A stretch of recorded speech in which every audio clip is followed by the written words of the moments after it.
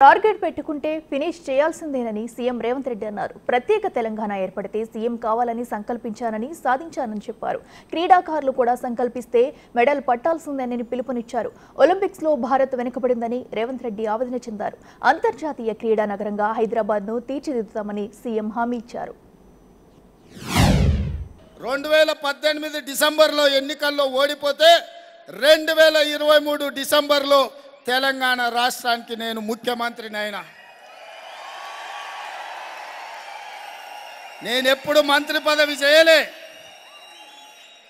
కానీ లక్ష్యం పెట్టుకున్న అయిన రోజు తెలంగాణ రాష్ట్రానికి ముఖ్యమంత్రి కావాలి అని. తెలంగాణ రాష్ట్రం వస్తుంది, వచ్చిన రాష్ట్రానికి నేను ముఖ్యమంత్రి కావాలి అని ఒక లక్ష్యం పెట్టుకున్నా. ఆ లక్ష్యం కోసం కష్టపడ్డాం. నేను ఎందుకు నా అనుభవాలు మీతో పంచుకుంటున్నా అంటే, మొదలుపెట్టిన రోజు మనకేమీ కనిపించదు, ఎవరు సహకరించరు, కానీ కాలక్రమేణా మనం చేసే కష్టం, మన ప్రయత్నం మనకు మిత్రులని సహచరులని సహకరించే వాళ్ళను చేకూరుస్తుంది. మీ అందరికీ నా సూచన ఒక్కటే, నిఖత్ జరీన్ కూడా ఒక మిడిల్ క్లాస్ ఫ్యామిలీ నుంచి వచ్చిన అమ్మాయి, వాళ్ళ తల్లిదండ్రులు రూపాయి కూడబెట్టి ఆ అమ్మాయిని మద్దతు ఇస్తే బాక్సింగ్లో ఈ దేశ ప్రతిష్టనే నిలబెట్టింది. ఇదే కాదు, తెలంగాణ రాష్ట్రం నుంచి రాణించిన నాకు చాలా సంతోషాన్ని ఇచ్చిన సందర్భం, నిఖత్ జరీన్ ఒక మారుమూల ప్రాంతం నుంచి, ఆర్థికంగా అత్యంత వెనుకబాటు నుంచి ఒక కట్టుబాట్లను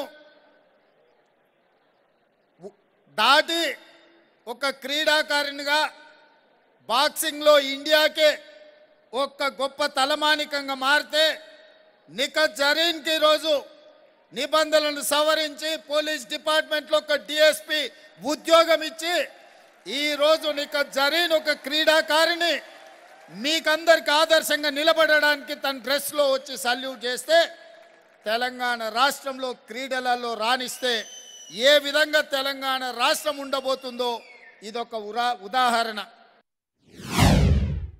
ఇతర అంశాలకు కాదు, క్రీడలకు వేదిక కావాలన్న ఆలోచనతోటి నేను ఈ మధ్యకాలంలో ఇండియా ఫుట్బాల్ అసోసియేషన్ ప్రెసిడెంట్తో మాట్లాడిన.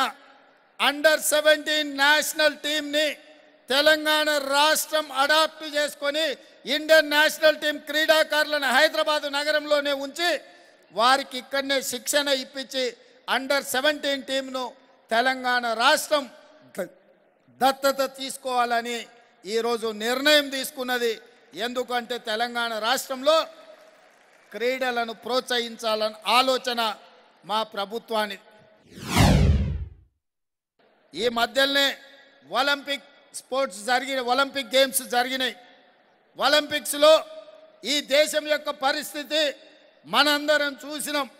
140 కోట్ల జనాభా ఉన్న మనం ఈరోజు ఎక్కడ ఉన్నామో ఒలింపిక్స్లో ఒక్కసారి ఈ దేశం యొక్క యువత, తెలంగాణ యువత ఆలోచన చేయాలి. నేను పోయిన నెలలో సౌత్ కొరియా విజిట్ చేసిన. సౌత్ కొరియా జనాభా నాకు తెలిసి 4.5 కోట్లు. నేను సౌత్ కొరియన్ స్పోర్ట్స్ యూనివర్సిటీకి వెళ్ళిన. 30 ఎకరాల ప్రాంతంలో ఉన్న south Korean sports university 16 medals సాధించింది. అందులో ఒక అమ్మాయి ఆర్చరీలో 3 గోల్డ్ మెడల్స్ సాధించింది.